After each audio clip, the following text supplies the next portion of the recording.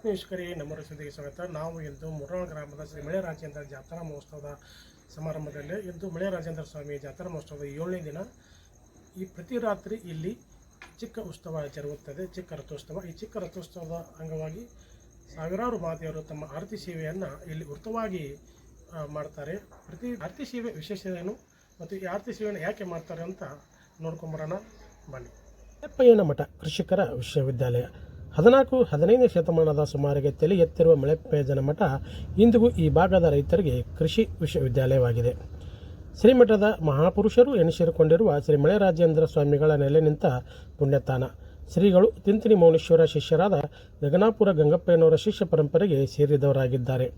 ಇವರು 14-15ನೇ ಶತಮಾನದಲ್ಲಿ ಲೀಲೆ ತೋರಿದ ಪವಾಡ ಪುರುಷರು. ಶ್ರೀಗಳು ಮಾತೆ ತಿಪ್ಪಮ್ಮನವರೊಂದಿಗೆ ವಿವಾಹವಾಗಿ ವರ್ಣಾಶ್ರಮವನ್ನು ಸ್ವೀಕರಿಸಿ ದಂಪತಿಗಳಿಬ್ಬರು ತಮ್ಮ ಪವಾಡಗಳ ಮೂಲಕ ಭಕ್ತರ ಸೇವೆಯಲ್ಲಿ ತೊಡಗಿಸಿಕೊಂಡರು. ಮಾತೆ ತಿಪ್ಪಮ್ಮನವರು ದೈವಿ ಸಂಪನ್ನವರಾಗಿದ್ದರೂ ಅನೇಕ ಲೀಲೆಗಳ ಮುಖಾಂತರ ಹೆಸರುವಾಸಿಯಾಗಿದ್ದರು. ಅವರು ತಮ್ಮ ಆಸೆಯಂತೆ ಗವಿ ಪ್ರವೇಶ ಮಾಡಿ ಜೀವಂತ ಸಮಾಧಿಯಾದರು.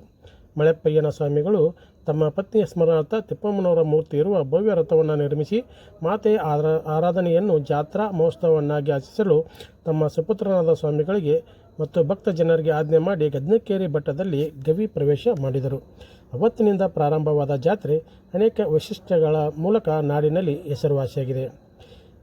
ಇಲ್ಲಿ ಆರತಿ ವೃತವನ್ನು ಆಚರಿಸುವ ಸಂಪ್ರದಾಯ ಅಂದಿನಿಂದ ಜಾರಿಯಾಗಿದ್ದು, ಈ ಆರತಿ ಸೇವೆಯಲ್ಲಿ ಭಾಗವಹಿಸುವ ಸಾವಿರಾರು ಮಹಿಳೆಯರು ಕೂಡ 9 ದಿನಗಳ ನಿರಂತರ ಉಪವಾಸ ವೃತ ಮಾಡಿ ಆರತಿ ಸೇವೆಯನ್ನು ಮಾಡಿ ಮುತ್ತೈದೆ ಭಾಗಕ್ಕಾಗಿ ಆಚರಿಸುತ್ತಾರೆ.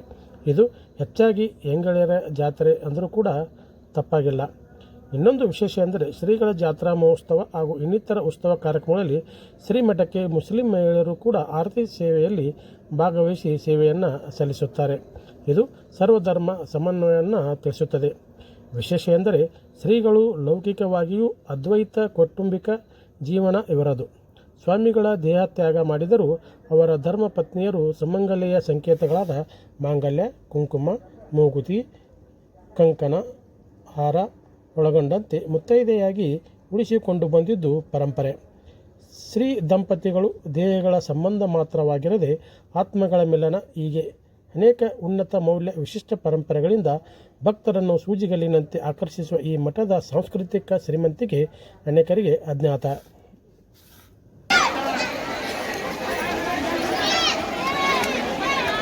ಶ್ರೀ ಮಳೆ ರಾಜೇಂದ್ರ ಜಾತ್ರೆಯ ಪ್ರಯುಕ್ತ ಜೀವಂತ ಸಮಾಧಿಯಾದ ತಿಪ್ಪಮ್ಮ ಅಮ್ಮನವರ ಆಶದಿಂದ ಇವರೆಲ್ಲರಿಗೂ ಮುತ್ತೈದ ಭಾಗ್ಯ ಸಿಗಲೆಂದು ಸದ್ಭಕ್ತರು ಮುರ್ನಾಳ ಹೆಣ್ಣು ಮಕ್ಕ ಎಲ್ಲ ಮುತ್ತೈದೆಯರು ಆರತಿಯನ್ನು ಹಿಡಿದು ದಿವಸ ಉಪವಾಸವನ್ನು ಮಾಡಿ ತಮ್ಮ ಮುತ್ತೈದ ಭಾಗ್ಯವನ್ನು ಹೆಚ್ಚಿಸಲು ಮಾಡುತ್ತಾರೆ.